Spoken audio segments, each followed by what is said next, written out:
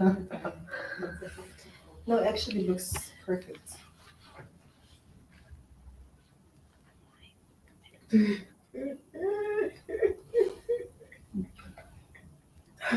Hello, everybody. Welcome to another Imizizi Conversations. I am Boneng, and for those who are new to the platform, Imizizi helps small, medium, and large corporations with their transformative people management needs. From hire to retire, we support our clients really with people needs, processes, culture, and any relevant digitalization solutions. Today, I am with three fabulous people for Youth Month, and we're discussing the impact on technology. Oh, guys, the impact of technology on growing businesses.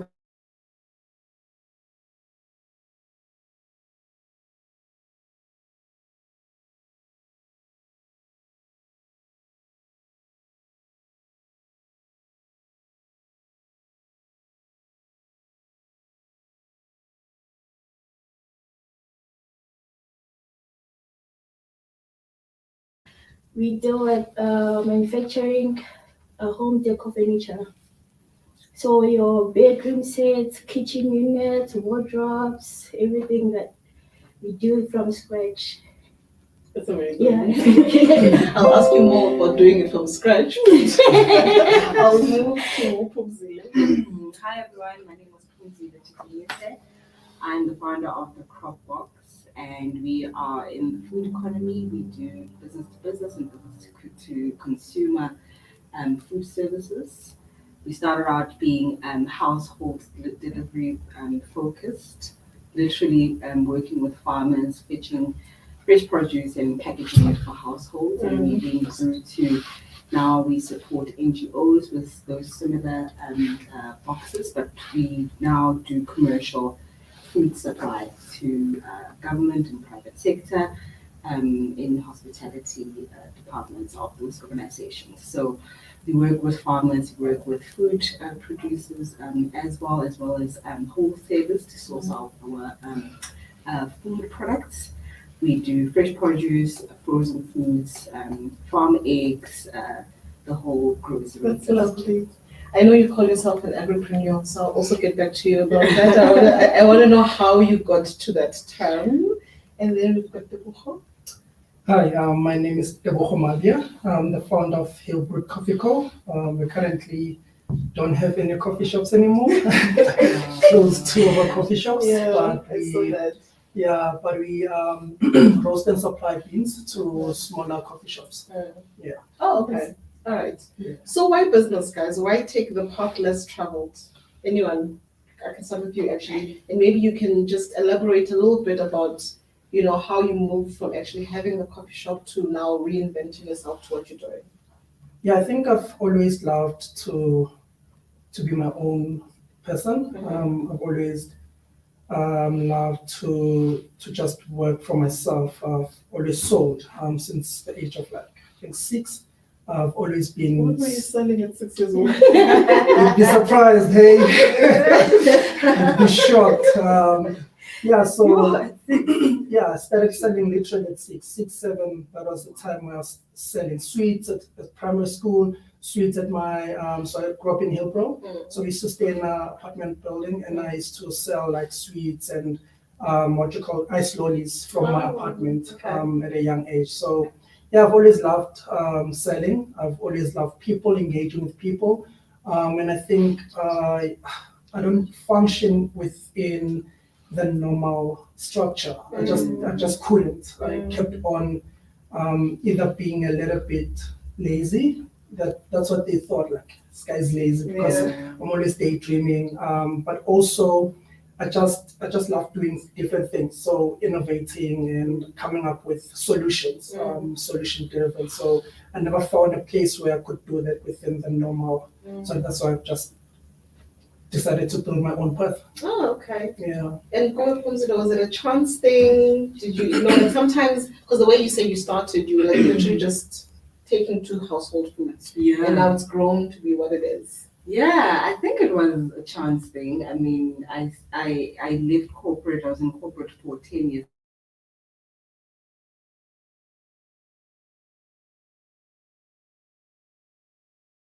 I had reached it, there was structural change in my organization, but I had gone through the entire corporate ladder. I didn't actually see myself as an entrepreneur at all.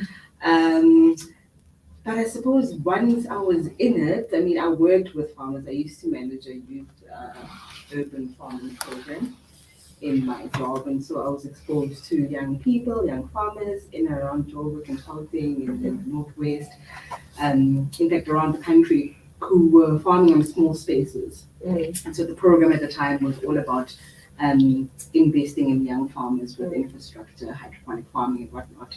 And so I got to understand the needs of young people in farming, and a lot of it had to do with the fact that market access at the level in which they're operating, which is small but big because they have produce at the end of the day, but they're competing with commercial farmers, and that's what farming in South Africa looks like. You compete with big farmers.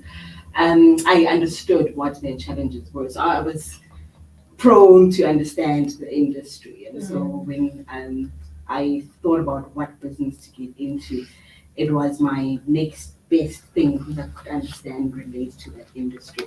When COVID came, I was forced to now change my thinking around having a physical shop, and we decided to do mobile deliveries. So yeah, that's how we separate into that. That's lovely. That's so amazing. You moved from chef. Yeah. So you did culinary stuff, and then you were chef, pastry, and then you decided, no, I actually want to go do machinery manufacturing. What happened? 2020 during COVID-19. So COVID did a lot. yeah, it did change. So during that time, we didn't get enough salaries at work and all that, and I was doing a business as a side business, the home decor things and all that. So during that time, I realized that I'm getting more money on home decor things than being at work. With us, hospitality, it's taking more than 8 hours. So I decided to switch and go with the home decor things. So yeah, I got someone that can make the things. I used to buy things from Joburg, sell them online, do my markup and all that. So yeah, I met someone that is doing manufacturing. So I learned from that. So now we have a shop at Pretoria West and also at Pretoria North. We make your bedroom sets, kitchen units, wardrobes. So we do a lot of things. How does it look like? So I give you a design and you just do the whole We thing. do the quotation for you. We also come to your house if you want your kitchen units or wardrobe. We do measurements, then we give you a quotation. So yeah, it's making a huge difference on me. That's lovely. Yeah, and I'm also looking forward to I registered for marketing as well as home interior decor, so that I can know more about it, more than being physically at the shop. So what does technology mean to any of you guys? Let's start there before I can deep dive into the questions that are very specific and how you then use technology and how it's impacting your business. With us, technology is like a branch of knowledge for the ability of science. So it means your machinery, equipment, and also social media. We use technology. It's not like in the olden days where you used to make posters and paste and all do that. We do that along the street. Now you can open your own social media accounts. You post on your what you call Facebook. Instagrams, and people they come just like what technology has. It's very hard to build trust with our customers because everything is just online. So yeah, technology has done a good impact on our businesses. Also with the machinery, now we don't have to use hand saws. We can buy our table saws and do all the machinery work. It just makes productivity very easy. Yeah. Right. So just I'm gonna ask you, Tebogo, because I know now you're doing social media management and brand strategy and stuff like that. Yeah. So how do you think that in such instances, like she's saying, the technology, the trust, and the fact that people don't know you. Sometimes they want to see physical shops. So how would you assist her in that space? I think it's all about there's a few ways. Well, one, testimonials. So people that have been at the shop or have been at the space and that have rendered services or bought goods from her. That's one thing. Then people trust people. So once they know that there's other people that have used her and their ratings are good, I think we now go towards I know someone that went there, so I'm going to trust them. Yeah. And even if I've never been there, I have been there because of how the page looks. Yeah. So it's very important how the page is laid out. Yeah. Very important how it looks. The pictures that are used. Does it look trustworthy? It's all about the How looks. would it look trustworthy though? So I had a conversation with the guest, same theme, but he was asking whether technology is for you or not. Yeah, And he mentioned there's something about deep fake, yeah, and that they can actually do a video where it looks like Uphumzile. yeah. Your voice, the whole works, and you are on social media saying God knows what. Yeah. You know what I mean? So how does a person who's looking, outside in know that I can trust this? I think it's, I always say, so when I used to have a coffee shop, our theme was the authentic coffee experience. We were authentic, we were ourselves. I posted a lot of myself being in the shop, taking videos in the shop, making the coffee.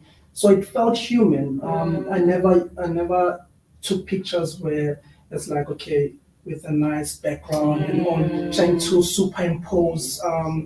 We were just authentic. We take pictures within our coffee shop, whether it's looking a little bit, we build it from ground up. So whether it's looking a little bit, it's not like Starbucks, or we didn't care. It was what we were giving. So I think there are two ways you can actually make something look authentic. Is don't try too much, because you can see when someone tries, when those influencers, as we call them, are like living a lifestyle that's not theirs. You can actually see they're trying too hard and too much.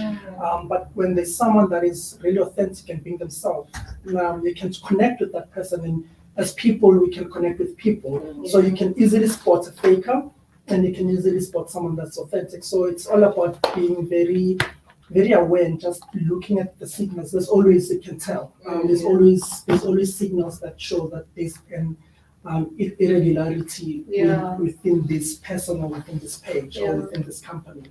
And how have you leveraged, given you all mentioned the pandemic and how it's changed everybody. So how did you leverage technology? And for me, technology is everything that you said, but it also includes processes and tools. So it's not just what I think people think tech, they think big data, IA, sort of things, you know what I mean? So but at the base of it is the accumulation of the knowledge and then applying it to a different processes. Yeah, just like all of us, technology really enabled my business. Literally, when I didn't know where to start, or what product or service to sell, or how to even do it. Just number one, looking for information on social media. Number two, setting up. Literally, my business was run on social media platforms, and I didn't even exhaust all of them. I'm still mostly on Instagram. There's other things, but I think I leveraged on social media to give myself as a business a platform to start up and to penetrate into households, literally, physically, literally speaking to households. Over and above setting up a shop on Instagram, I would leverage on LinkedIn to speak about my business, again, speaking on the realities of the business, not just, making it pretty and all of that, but literally the realities of our business. So I identify social media platforms for different things. On Instagram and Facebook would be for commercial reasons, but also using it to educate. And I suppose for me, I agree what you're saying, the authenticities that I would take behind the scenes videos and pictures at farms, and I suppose that's how people also, as you mentioned, trust Because I always put the consumer hat on. I'm either wanting to purchase and I'm like, oh, I'm not sure if this person is real. Because, with literally stock image, you can build a shop. Yes. With Yes. Shopify, Yes. everything is possible. But Yes. what I think also we fail to understand or we neglect to remember is that technology, although it enables your business and you can set up everything, there's the back end that needs to happen as well, right? So everything from showing behind the scenes, which is the latest trend, people show the processes and the efficiencies that you follow, your imperfections, and that's what people are drawn to. They want to see you doing it for them to believe. But also, I think it's an opportunity for you to educate your consumers and your customers to say, over and above what you see at the front of house, the back of the house happens. So you literally have to go and physically take the product, you assemble for you to do a finished product, you connect your logistics, you distribute and dispatch. So technology, even though it enables and propels, what we also need to remember is that you need to equally have the back of house perfect as well for you to be able to produce a perfect image that you're going to take a picture on and post it, So technology has been amazing for all of our business, especially for some of us who are COVID babies, had to rely on operating online. But what it has really urged us to do is to perfect the processes in the back end, because without that, you can't deliver in 2 or 3 days. There's certain things that you need to take care of in the back end that technology can't. And I love that because both of you have actually touched on it about the people, right? Because I think what most people forget when they are in business is that you're not in business for yourself. So yes, you know what's happening in the background, but how are you educating your customer? Because how you educate your customer will also, help you from, but you can give me this for 50% discount, or you go to MC where you're like, but MC where, come on, this is a very expensive at home price, pricing, which they don't understand the work in the background, which then, is what you're educating. And for me, that's the disruption that technology has brought about. You know what I mean? It's made things transparent. Do you have like a warehouse? Yes, we have a warehouse in Pretoria West. That's where we do everything. Okay. And in Pretoria North, it's only we use it as a showroom. So whatever that is at the warehouse, you can get it at the showroom as well. Have you thought about any tools or software that will help, optimize your processes, your efficiencies? Have you Googled like the future, where you're going? Yeah, we do that, just that it needs a lot of capital because the industrial machinery is very expensive for carpentry. I'm just thinking, and you're right, because if you're thinking about I don't know if you'd ever use it, a 3D printer. That's like a manufacturing thing. It's in fully pot plants, and then you just 3D print. But you're right, the capital investment. How do you see yourself enabling yourself to get there eventually, if you want to? Yeah, I would love to do that. Yeah, you see, in life, when you are in business, you don't have to focus on one thing. Yeah. The way I do furniture, I also do home decor things like the side lamp, candles, candle holders. So for photo frames and all that, I'm also looking forward to do that. Just that I need to work on the capital so that I can edit on my product. That would be lovely. Yeah, I also. Okay, I love this because I always say that what we miss as businesses, we don't always have to go get capital from these big clients and all canvas there. How can we help each other sitting here type of vibes? And in your brand strategy, I think I asked you whether it was personal or business. My brand strategy. So it's both. So we do both business to business and business to consumer. So if there's an individual that wants a brand strategy for themselves as an individual. We focus on them, and we can tailor fit what they want to be seen as and what they want to be perceived, because it's all about perceptions.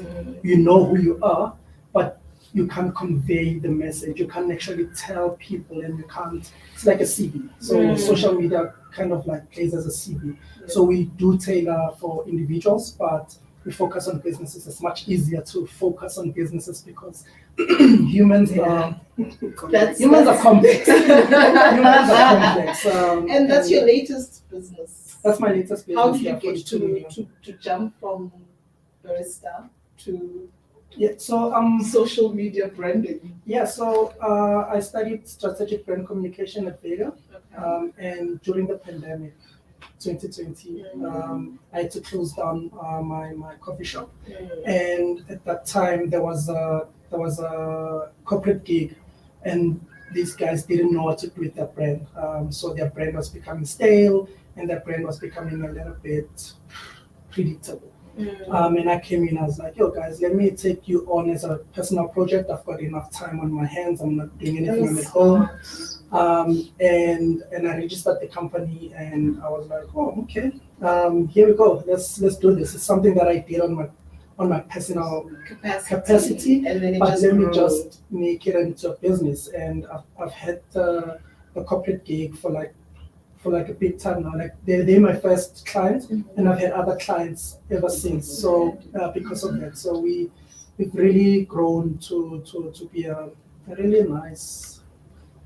Good so company. how do you? And I'm just gonna stick to the platforms, right? Yeah. You know how they'll say LinkedIn is for professional stuff. I don't know what Instagram is. It's just pictures, right? Just like pictures. Well, And then Facebook is like. no-go area. I couldn't find the right words in time. Okay, Ted. You know, like so if I came to you and I said, Imizizi, there you go. How do you structure that, and do you think outside of the box? Do you do you become a disruptor? You're like, no, I'm gonna stay within the confines of what this platform is telling me to do. I think I don't like staying within boxes. I don't like because you're selling things at 6 years old. Yeah, I'm out there selling. I'm like out there finding a new way of doing this thing. So I think I started. I knew ahead of time that, for example, Instagram was going to shift to video. So if you check my Instagram, like 2012, I already started posting videos. At that time, it was like, what the hell are you doing? And they were like really shocked, and it's like, but I knew, and because I studied this, it's things that we already speak about ahead of time, and so sticking within the box isn't working for me. It doesn't work. But I think I look at the different platforms, and you must actually. I think people don't realize that there's power in each and every platform, and how you use it and how you tap into that community is different. So I'd never post my flashy pictures and in inverted commas flashy on my Facebook account, because that's my community of people that for example, when we had the lootings in July, that's the crowd that I did a GoFundMe crowdfunding with, and within 3 days we reached our target. Wow, really? And I think our target was like 60,000. What? And within 3 days we reached that target. And I wouldn't have it wouldn't have worked on Instagram. Yeah. Like Instagram, they'll be like, it's kids. It's young, and they're not kids. I will not say kids, because I'm also on Instagram. Huge on it. But it's young you people. calling the other you kids. Yeah, like I feel old. I'm joking. But it wouldn't have worked. But I knew that the Facebook crowd is like elderly, but it's people that have the capital, the people that want to support, it's people that are for the stories. You can tell a story on Facebook. You can like put something and tell a story, and it reaches the right people, and bam, 60,000 in your account in 3 days. So it's and it wouldn't work on TikTok. It wouldn't work. in my instance, there's people that have done it and it was worked, but something like that, you should know how to navigate these different platforms and make them work for you, and don't just follow the trends because people are doing this and you're just following it. You should actually teach yourself and gain the knowledge and see where you can actually capitalize. Which is quite ironic that you're saying don't just follow the trends, because usually, especially in technology, you try to follow the trend as much as possible. Yeah. You know that, so you don't stay outdated. So it's such a the chicken and egg story. But again, you should know your brand, you should know yourself, because people can tell when you are acting out of brand because of trends. So don't just follow blindly other Blindly. people. Yeah. It So goes if there's a back to trend your that is like, authenticity. exactly. If there's a trend that is actually in line with your brand, jump on it and do it. It's who you are. But if it's out of your brand, people will tell and people can smell fake. So they'll be like, we have Foster. It's trying to go into territories that are not aligned.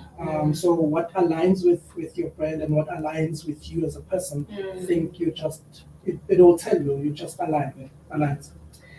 And so I'm just thinking it aligns in how it worked out for you, how you were working with the youth, and then you decided, hey, this is a space I'm actually comfortable in. You started your own thing, and then COVID came, and then you had to switch and do mobile, and now you're saying you do B2B as well. Yes.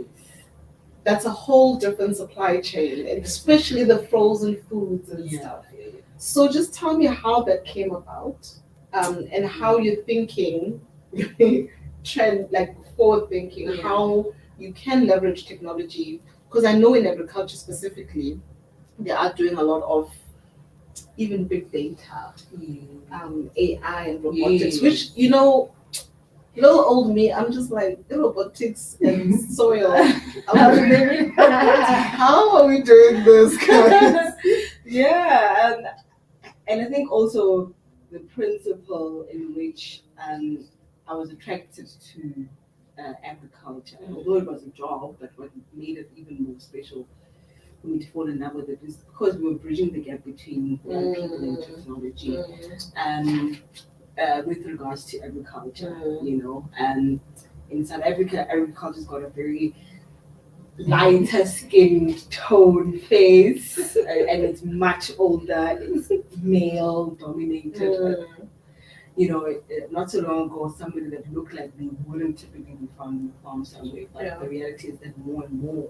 But more so, don't you think more so is because it was something that was looked down upon as not a very, not a doctor. Yes, you know? yes, because of the connotations that came with agriculture. But I think with evolution of time, technology came into the space, as I was talking about earlier, hydroponics, and this is stuff that fascinates and engages young people at their level because they deal with technology on a daily basis.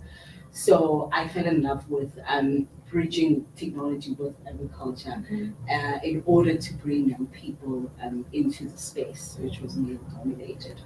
And so ever since my time in agriculture, I've seen it grow even beyond that, where now we're speaking about drones, we're speaking about, you know, literally people who are monitoring their water efficiencies on an app, you know, who can control temperatures and irrigation systems all on the phone, all the way to equipment. Everything is just connected. Yes. And that's how technology has really done big things to agriculture, even in the B2B space, where especially in supply chain, who are very pedantic around traceability, and now food poisoning and all of that has become so prominent within the food economy, traceability, and so blockchain has also played a big role in agriculture. So we're seeing more and more things coming out of agriculture with regards to technology. So with regards to me and B2B, I think it's normal that all of us as entrepreneurs, we're always looking for the next level of yourself. Not that you're looking for the next best thing or next big thing, but you always try and find ways that are going to not only elevate you, but where your bread and butter is going to be coming from. You know, Sure. I think sometimes in your company, in your business, there's lifelines. You know, it's a cycle where you dealing with things to get yourself or your business up and going. For me, there was mobile deliveries. It really, really propelled me.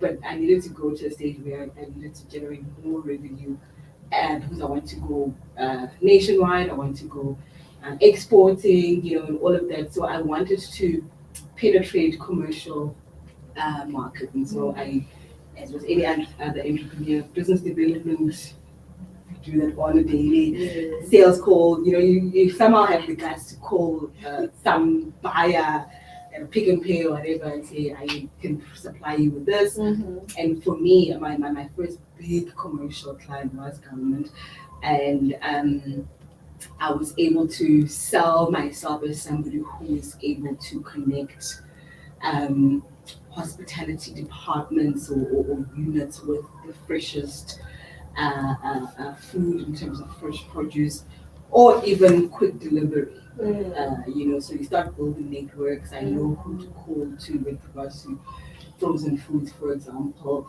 I can deliver it tomorrow, 24 hours, those types of things. So I always say that sometimes as entrepreneurs we bash ourselves for not thinking of the first biggest, most unique thing. You've got, especially for new people in business. Because you look at people who are trending, yes, and you're like, oh, damn it, why didn't I think of that? And now you try to get on, but you forget that that's that person's Yes, that's the person's story, it's not my story. So for me, food it's a basic concept. Food. It's really food. But at the end of the day, it is food. Everybody needs food. And the concept of bringing the supply chain closer and smaller so that we can get the freshest food has become a thing now.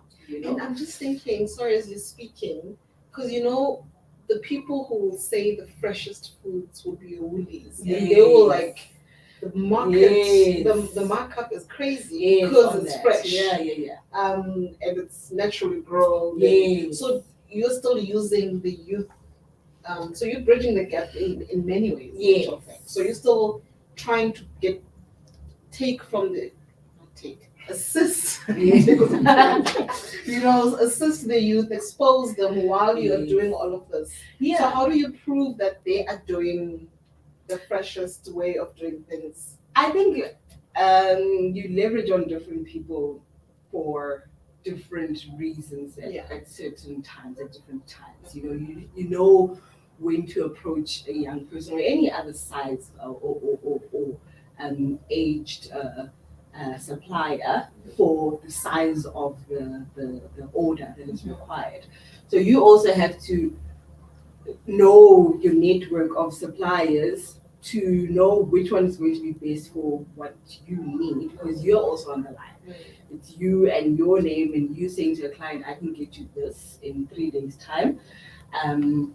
You're not going to go to somebody who started 2 weeks ago, So the reality is that even though at first, or the first purpose of my business is to provide market access to young urban farmers, you have to know when to connect who, what, when, So if the order is quick turnaround time, large quantities, 10 pallets, whatever, I will go to somebody who has that first, regardless of their age, regardless of, and I'll see where to put who where, depending on what the need is. So you also have to be responsible, regardless of your, or in tangent with your the purpose of your business. Because I'm just thinking that both of you actually are leveraging off so many other partners to be able to supply to a client. You know what I mean?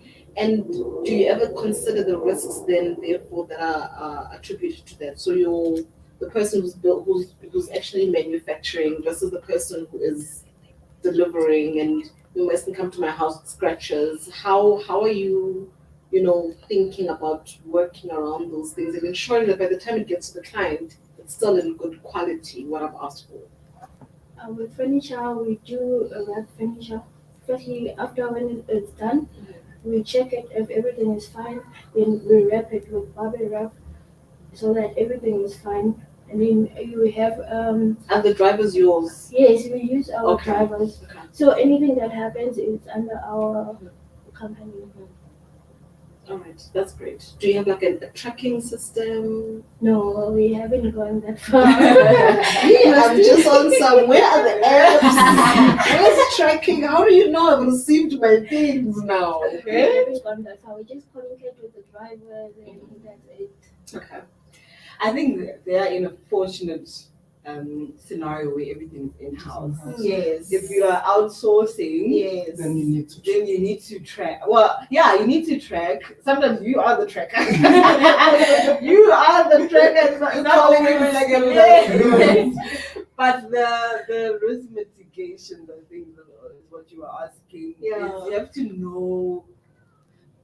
You have to explore, and sometimes you're going to have to pay school fees. If you obviously the first time you speak, you're working with somebody you don't know, or either you have seen them on social. Things happen on that day that you're working with them is when they are not at their best or whatever.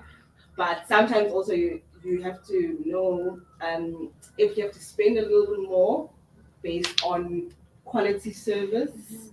You have to do that. Those are some of the calculated risks that you think of. But in short, what I'm trying to say is widen your network, know what to get from who, whether it's a small person. I mean, the guy that does my branding, if I do outsource branding, is a kind of golden, it's a small time person that I speak to on WhatsApp, it's not as formal. But that's for things that they're not high risk,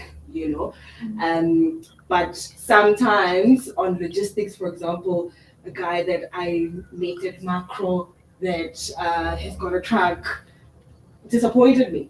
So therefore I had to go to a big logistics company who take 80% deposits, all of those things. But you give in because I don't have in-house, resources to count on, and for the purpose of making sure that my product gets delivered at the time that I say it's going to be delivered at, I had to sacrifice and go with somebody who's more reputable, more expensive, and all that. So it depends on what the risk is.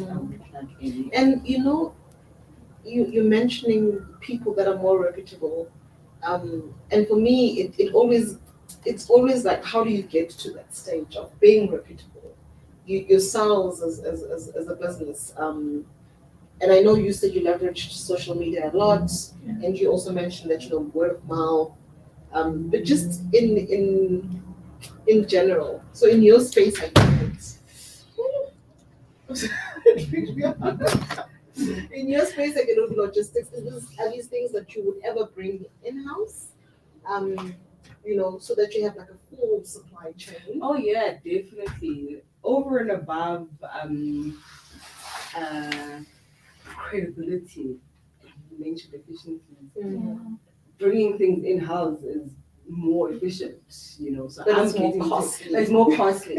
So there'll come a time in your business where when you need to start bringing things in-house, either because you're growing, or if you weigh up the costs, you'll see when you plug it in. But it's no longer just about the credibility. It's now because in fact I think credibility is probably more a little bit secondary, because I mean Airbnb, for example, don't have property, but they are Airbnb, so it's not that we trust them more or less just because they don't have their own in-house thing. So it's not necessarily about credibility.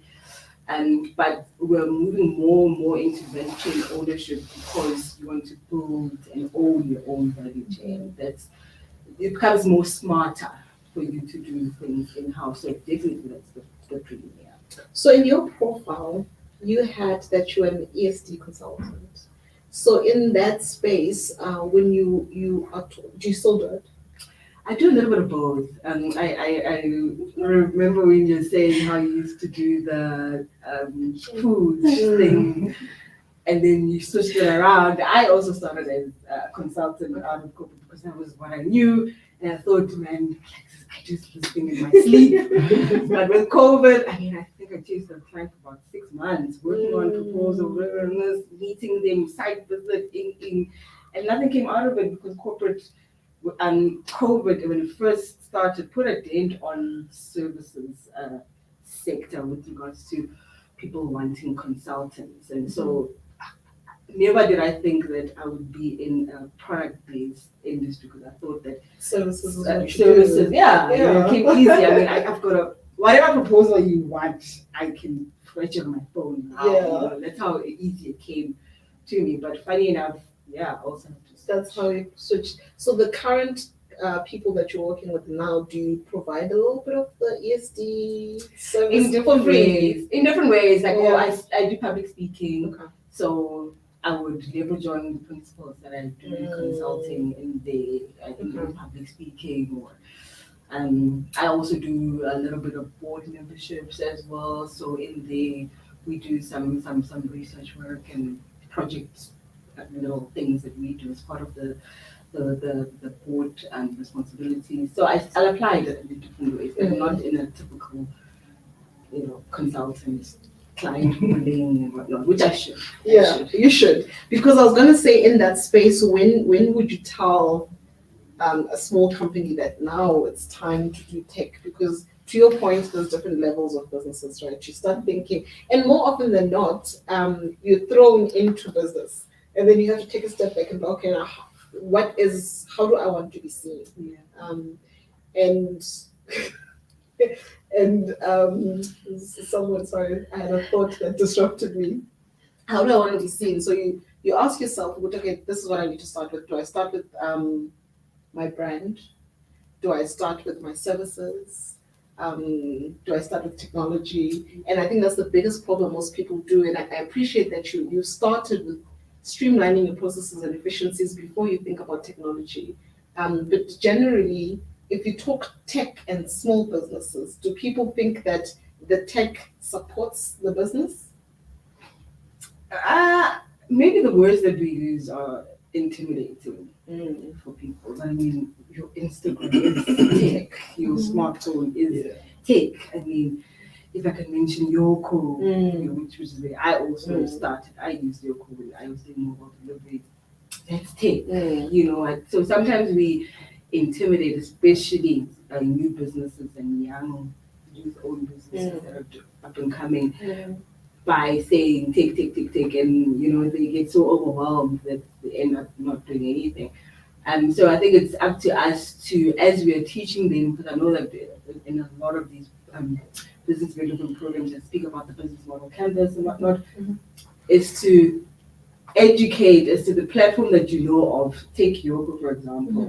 That's a key resource, So break it down, definitely, like that. Yeah. Don't say take and then expect them to go out and look for this take thing that they don't know where to go and get. Yeah. But to connect the dots, to say this technology thing that you want to do to sell those products, you can plug it in here in this part of your business, and automatically you are in the digital age because of that. I mean, even your invoicing. We all use all these, tech invoicing platforms, but it's for you to connect the dots to people. It's understanding what you need to do and then see how can I do it. And this is a platform that you can use. Yeah. And Deborah, just closing out. I'm gonna do a closing out for everybody. Just closing out. In hindsight, what do you think you could have done better or leveraged for your coffee shop? I know the looting happened, but did the Get cameras and like shutter-proof and joking. But you're saying? So, in hindsight, what do you think you could have done better to keep the business afloat if it wasn't for the looting? Or is that the reason why it kind of, or was it COVID related as well? Well, it was a bit of both. COVID related, location, and the looting. I think one, we were in a space where I think we were not geared to be a coffee shop necessarily. And I know a lot of people who should have known that the LSM that we're working with isn't really coffee. They won't come for a 25, 30 rand cup of coffee, which is what we were offering, and I wasn't willing to be anything lower than what I was. So it was either I I I I made my coffee cheaper and undercut a lot of things and my integrity and myself to keep myself open so that I can attract other other consumers, which were not my target, or I just continue as it was and keep on losing money for a long time. So I think it was a bit of both, thinking about the location that I was in, but also after COVID, people were not coming out as much as they used to do, and that kind of affected us quite a lot. And I don't know in hindsight what I could have done. Maybe maybe if we were stronger on e-commerce, which also yeah, coffee, like when you want to drink your coffee fresh. So I thought of Uber Eats, Mr. Delivery. I thought of all the ways, but the numbers were not adding up. The numbers were not, and the it brings me peace to say, you know what, I did it. Put it to rest. I had 2 successful coffee shops, and I'm really, and I think I started my coffee shop at a very young age. I was 22 when I opened up my first coffee shop, and at that time I was like, okay, I'll try this. I knew that my brand was going to be strong enough because the story behind it and just the branding, that was my focus. I think when how to start, that's how I started. I said, strong brand, people will come, make it and people will come. And I did. I started it, and people came, and it became very successful, and people are talking about it. But that wasn't enough. There was a lot of other external factors that I couldn't have done anything about. But I'm not even sad about it. I'm really. It happened. It happened. You learned. Yes, I learned. I've got a lot of school fees. I paid a lot of school fees for it, and I've got a lot of lessons from the journey, which was amazing. I couldn't have been the person I am now, and I couldn't have connected with a lot of the people that I've connected with if it wasn't for that journey. So for me, it was like, okay, I paid my fees. Now I'm kind of like reaping the rewards for being brave and being courageous to having started. Yeah, that's beautiful. Yeah. And so I know with agriculture, I mean, in the 1970s, herbicide was technology, right? And now we're moving to where we're moving. What do you think you need to do for yourself to be able to keep up abreast with where we're going? App development. Take your ideas. Well, Especially if you're going to be doing to business and individuals. yes, that's true. That's true. I think number one, internalizing like how we spoke. So evolving into having my own in-house products that I want to manufacture myself internally, and then continue. And I think bridging the gap between B2B and B2C. Right now, our focus is largely on commercial, because that's where I want to grow into. So I need to find a way of merging the two. Still servicing my household consumers, because that's also the future. The future is going direct to consumers and not necessarily depending so much on retail, which is where we all want to land ourselves. So we're all knocking on doors and all these big corporate companies, but you actually have so much power if you are direct to consumers, because you cut out so many things. There are so many costs that are associated with being in a retail chain that we don't even consider or think about when you're dreaming to grow and to be in these big shelves, which is a valid dream to have, yes, of course. But The good thing you said that. I think my close up will be the dreams. find a way of trying to own the entire value chain in whatever way. Technology will always help you to do that, whether it is through machinery, technology it's never there to compete against you. So in whatever way that you are segueing or growing into, it'll always support you. So for me, it's continuing B2B and B2C, because I think they both have strong services in each side. Okay. And then just how do you think, Uti, going forward, you've had to learn a lot of things, I'm assuming, because you're a chef. Yeah. And then you decided to go to many, I'm still like so shocked. But how did you now educate yourself to be able to supply what you're supplying to the people? How did you start learning about supply chains and manufacturing itself to be able to then provide the service that you're providing? Okay, well, I've been in business because my mom is also an entrepreneur. So there's a lot that I've learned from her in being in a business. So with the business side, I know everything.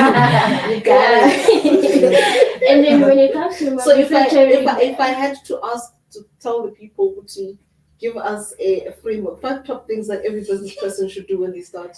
Yeah, I'll be able to do that.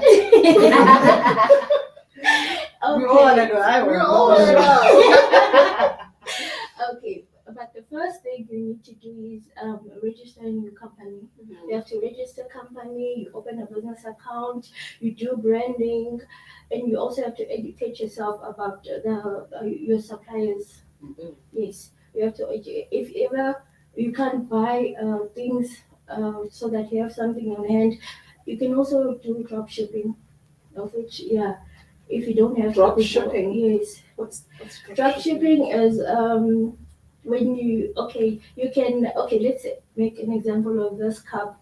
You can advertise this cup online, and whereas you don't have it, you have communication with your suppliers. Yes, you have some communication with your suppliers.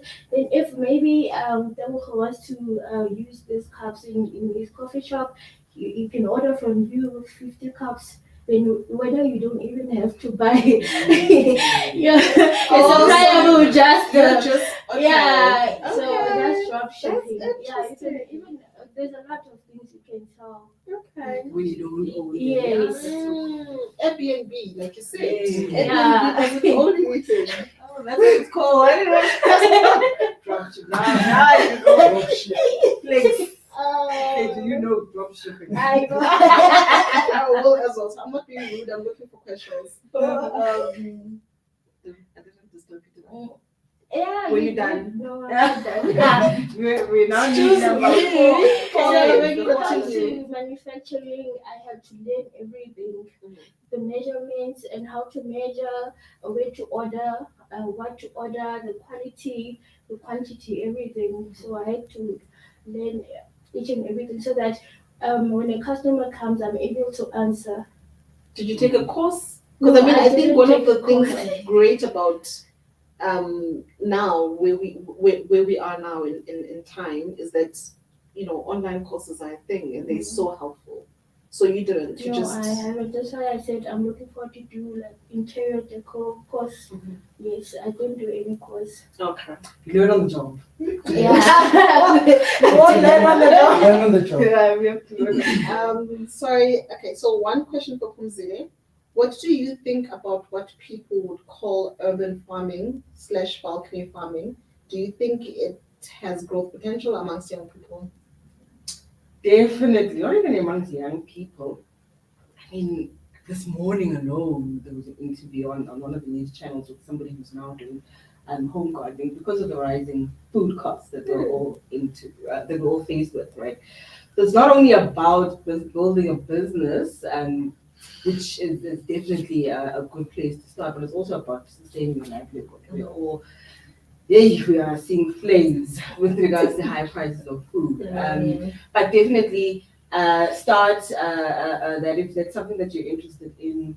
It's very, very easier for you to start farming. There's farming kits, 1 meter size box, and you've got a certain amount of produce. Maybe not necessarily to sell to Spar just yet, and that's but you can send it to somebody else. We should also not be shy from being in the back, supplying people who have the contracts, that type of supplier type of setup. So if you've got stuff, there's always somebody who needs to add on to their produce that's going to a spa, so look at ways which you can supply other people. But yeah, that's how a lot of the young people are starting farming, Joe Books on rooftop farms, Yes. All of those things. Do you have a website? Yes. So would you put stuff like this on the website to be like tip balcony farming or No, kit people can whatever? ask me. People can ask me. Okay, so then Andy Siwe, can the type of wood or other material affect the quality of the furniture? Also, since you don't do tracking, how do you monitor customer satisfaction? Okay. See? Okay, yes, the quality does affect the product. That's why we always ask if there's a new product where we buy material, we have to test it with this before we use it for something that we want to sell. Okay. We test it first. Okay. And then for what was the other question? If you don't do tracking, how do you monitor customer satisfaction? Okay, I'm the one that does admin.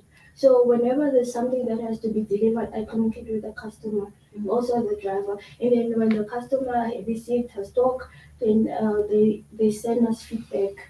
So you ask or do you solicit? No, I don't ask for it. Most of them they just send. Even the servers, how are the servers? Okay. Some even post on our social media. Oh, that's lovely. So you're not actively asking for the No, information? I don't do that. That's amazing. So you can even say, so when you're branding her, when you're branding her, you can be like unsolicited feedback from clients. Stuff like that. That's amazing. Okay. And then at Tebuho, are you still selling your beans? If so, what methods are you using to market your coffee beans? At the moment, we've stopped. So, yeah, while COVID was happening, coffee beans also went high. So the big guns bought a lot of stock, and they were stockpiled. They were keeping a lot of it. So which meant the coffee beans went high, which meant I had to double my prices, which was a little bit of a shocker for my clients. Okay. So I had to stop. Now things are getting back to normal, so I might be going back soon, but I'm looking for a new supplier. So I used to get my beans from Colombia and Brazil. So those two markets are now opening up, and they're selling the coffee much cheaper than they did a few months ago, which was like double the price. So Why Colombia and Brazil? so Sorry, just to follow up, because from what I've heard, I wouldn't know, you would know. Kenya has apparently That's some of the best amazing. beans. Yeah, so Kenya is amazing. So what we did, we were looking for a certain type of taste. So before I went into them, so I love coffee. So I've loved coffee since I was like 16. So I thought you were going to say 60. no, not 60. You That like number. six. No, at 16 I got introduced to coffee. So there was a specific type of taste I wanted, and the Colombian and the South American beans gave me that taste. Looking into so I went to Tanzania last year to go look for another type of bean from that specific farm. So I might also get some coffee from there. African coffees are also a little bit more pricier than South American beans. Which is so sad. So, but the quality, Africa? yeah. Imagine. But quality wise, and fair trade, I love African beans. A lot of them, you can go to the farms and you can get them on a fair trade method, which is something that I'm trying to go into. But for the moment, I'm just trying to reset, and trying to find my rhythm again, because last year was like a nightmare. So. Okay. All right. So there's a question here which I think you guys have answered, but I will ask it anyways. I'm just thinking that we've run out of time as well. Great conversation. Yeah. Can the panelists share how they're leveraging technology to position themselves for the next level in their industry? So I think you hadn't mentioned. You mentioned a little bit, right? So funny, I'm doing something different now. So I'm into hearing protection for like the noisy environments, mining and all of that, and we're using 3D printing. We're the first in South Africa using the 3D print method. So that's how we're leveraging, and the process is quite quick. We've got two competitors which are located in Pretoria. They've been around for more than 20 years. So we're coming as the new kid, Yeah. but our parent companies in the Netherlands, and we're coming in as the first to do it 3D printing. So That's quite lovely. So that's For ear how- protection, you said. ear protection. So Okay. for all industries, so all kinds of where there's noise, Yeah. and you need to protect your ears. So yeah, that's where I'm at now. Yeah. Do you also want to add? I think you had mentioned, but you can add. Yes, with us, we are looking forward to buy more industrial equipment, like your machines, the big machines, the way you just set your measurements and then they cut. So yeah, we're looking forward for that. That's why I said it needs more capital. That's how to do Yes, it. yes. Oh, okay. And the last question, are there any mentorship/entrepreneurship workshops that can encourage the youth of SA to start their own businesses on branding and marketing? Well, I went to school for it. I was fortunate to get a bursary, so to go to Vega, and that's where I think my passion. I always loved. I knew that I loved branding and marketing and advertising, but I didn't know how to go about it. Went to school and I got more knowledge from it. I don't currently know of any mentorship programs that are running in terms of that, but check out Vega. For short courses, and you can ask a lot of the guys there for mentorship. I think they do offer like conversation. You can ask anything about that field. All right, this was so fun. We've run out of time, unfortunately. I should have made it longer. But thank you everyone online. Thank you to my panelists. It's been really fun. We'll catch you on the next conversation. Bye. Guys. Mhm.